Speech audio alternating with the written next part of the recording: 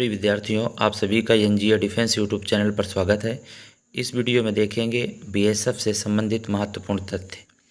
बात कर लेते हैं बीएसएफ क्या है।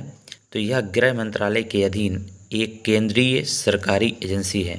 बीएसएफ यह गृह मंत्रालय के अधीन एक केंद्रीय सरकारी एजेंसी है। कई मंत्रालय होते हैं, आप जानते हैं। कुछ प्रमुख मंत्रालय जैसे गृह मंत्रालय जिसके अधीन है बीएसएफ, रक्षा मंत्रालय होता है, अन्य मंत्रालय भी होते हैं।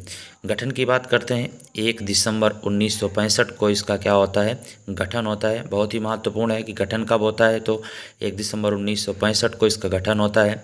बात कर लेते हैं बीएसएफ के हेडक्वार्टर कहाँ पर है इसका बीएसएफ का, तो नई दिल्ली में है। फुल फार्म की बात करते हैं तो बॉर्डर सिक्योरिटी फोर्स के नाम से जानते हैं, बीएसएफ का फुल फार्म होता है। हिंदी में सीमा सुरक्षा बल कहते हैं।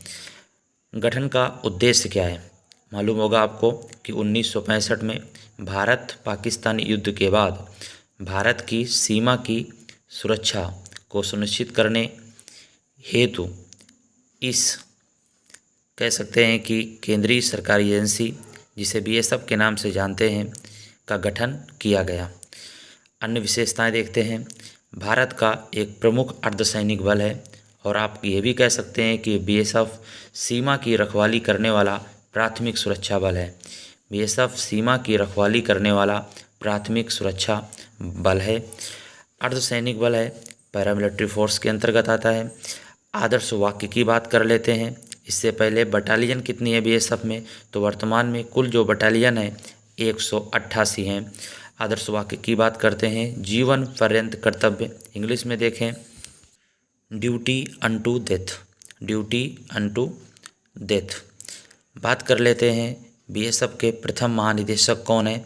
जब 1 दिसंबर 1965 को बीएसएफ का गठन होता है तो बीएसएफ के जो प्रथम महानिदेशक बनाए जाते हैं श्री के.एफ. रुस्तम जी बनाए जाते हैं। अगर बात करें वर्तमान महानिदेशक कौन है, जिसे इंग्लिश में डीजी नाम से जानते हैं, डीजी पंकज कुमार सिंह जी हैं। बात कर लेते हैं, बता भी दिया आपको कि यह एक केंद्रीय सरकारी एजेंसी होती है जो कि किसके अधीन है, गृह मंत्रालय के अधीन होती है। बात कर लेते हैं इनकी रैंक कैसी होती है, तो आप देखिए और आप नोट करते जाएंगे। इनके फुल फॉर्म बहुत ही महत्वपूर्ण है। सबसे पहले डीजी, डीजी मतलब डायरेक्टर जनरल, जिसे हिंदी में महानिदेशक के नाम से जानते हैं। आपको बता दिया गया पंकज कुमार सिंह जी अभी बीएसएफ के वर्तमान महानिदेशक हैं, डीजी हो गया। अब बात करते हैं दूसरी जो रैंक होती है एसडीजी होती है। इसका मतलब होता है स्पेशल डायरेक्टर जनरल, आप लोग लिखते जाएंगे स्पेशल डायरेक्टर जनरल, हिंदी में विशेष महानिदेशक कहते हैं। बात करते हैं तीसरी रैंक होती है एडीजी के नाम से जानते हैं, additional director general, additional director general अतिरिक्त महानिदेशक के नाम से जानते हैं। इसके बाद चौथे नंबर पे आईजी लिखा हुआ है, जिसका फुल फॉर्म होता है इंस्पेक्टर जनरल और हिंदी में महानिरीक्षक कहते हैं।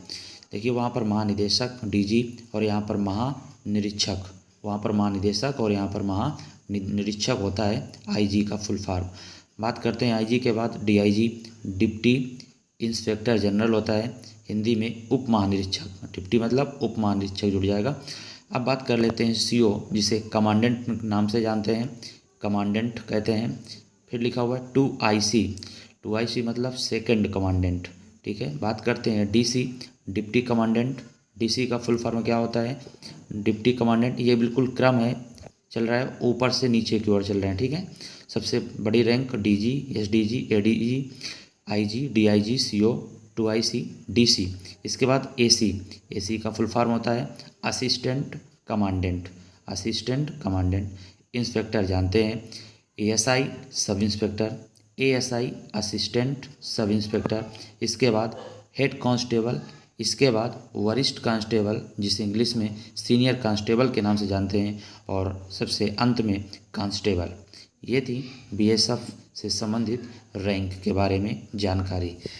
इस पूरी बातें आपको बीएसएफ संबंधित तो नहीं कह सकते, लेकिन जितनी भी महत्वपूर्ण तथ्य हैं आपको बता दिया गया।